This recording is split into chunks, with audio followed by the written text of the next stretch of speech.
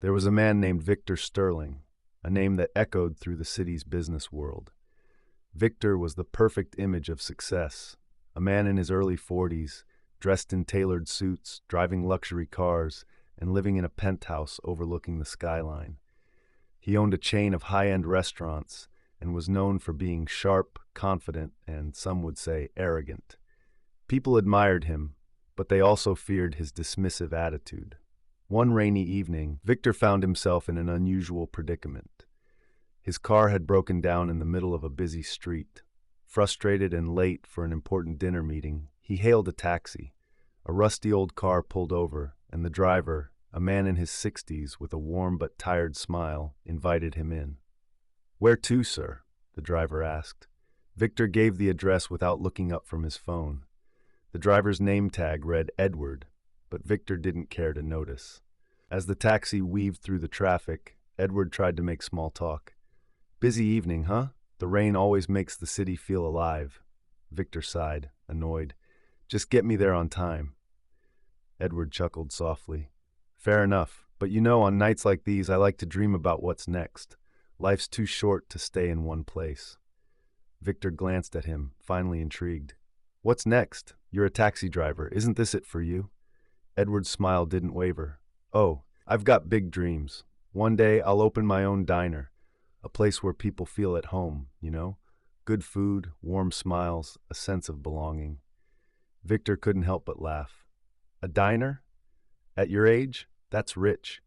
Do you even know what it takes to run a business?" Edward's hands tightened on the wheel, but his voice remained calm. "I know it's not easy, but I believe in hard work and a little kindness. You'd be surprised what that can achieve." "Kindness doesn't pay the bills," Victor retorted, shaking his head. "You should stick to driving." The rest of the ride was silent. Edward dropped Victor off, wished him a good evening, and drove away into the rain. Victor didn't think about him again, not until months later. One day, Victor attended a charity gala. As he sipped his champagne, the host introduced a special guest, Edward. The man who had driven Victor that rainy night was now standing on stage, beaming with pride. The host explained that Edward had opened a diner, Eddie's Haven, which had become a local sensation. All profits went to feeding the homeless and helping struggling families. Victor was stunned. After the speech, he approached Edward, who greeted him warmly. "Mr. Sterling, good to see you again. I didn't think you'd remember me." "I had no idea you actually did it," Victor stammered. Edward's eyes twinkled. "Sometimes all it takes is believing in yourself, and a little help from unexpected places." Victor felt a pang of guilt, but brushed it aside. "Well, congratulations, but running a diner isn't exactly the same as running a business empire." Edward's smile faded slightly. "Maybe not, but the impact you make on people's lives, that's what counts." Months later, Victor's empire faced a crisis. A competitor launched a smear campaign and his businesses began to crumble.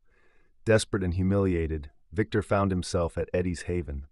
The diner was warm, filled with laughter and the smell of home-cooked meals. Edward welcomed him like an old friend. "Rough day?" Edward asked. Victor nodded, unable to speak. Over a cup of coffee, Victor opened up about his struggles. Edward listened patiently and then shared his own story, how he had lost everything in his 40s, how he had been homeless for years, and how he had rebuilt his life from scratch. Victor was shocked. "I had no idea," Edward nodded. "People often don't, but it's never too late to start over. The key is humility and a willingness to change." Edward paused, his voice softening further. "You know, when I lost everything, I thought it was the end. I spent nights sleeping in my car, days wondering if I'd ever find a purpose again. But then one day someone gave me a chance, a small act of kindness that made all the difference. I promised myself that if I ever got back on my feet, I'd pay it forward. That's what Eddie's Haven is all about." Victor felt a lump in his throat. "You built all this from nothing?" Edward smiled. "Not nothing. From hope and the help of good people, and now it's my turn to help others." Inspired by Edward's words, Victor took his advice to heart. He began making changes, not just in his business, but in himself. He reached out to his employees, apologized for his previous arrogance, and started fostering a culture of trust and collaboration. His restaurants became known not just for their cuisine, but for their community outreach programs.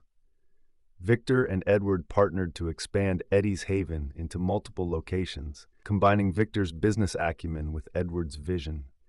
Together, they launched a mentorship program for aspiring entrepreneurs, especially those who had faced hardships like Edward once did. Years later, at a joint event celebrating their success, Victor stood on stage beside Edward. Looking out at the crowd, he realized something profound. Edward taught me that true success isn't measured by what you own, but by how much you give. He showed me that even in the darkest times, there's a light if you're willing to look for it.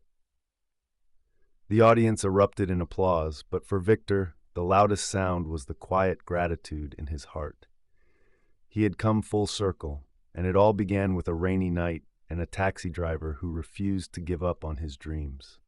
That's the story, friends. I hope you enjoyed it. It was a pleasure sharing it with you all. Don't forget to comment below and let me know where you're watching from. It's always fun to see the global reach of these stories. And if you haven't already, please hit that subscribe button for more amazing stories, tips, and tricks. Thank you for watching, and I'll see you in the next one. Bye. If you'd like to show some extra love, tap the 3 dots near the share button and send a super thanks.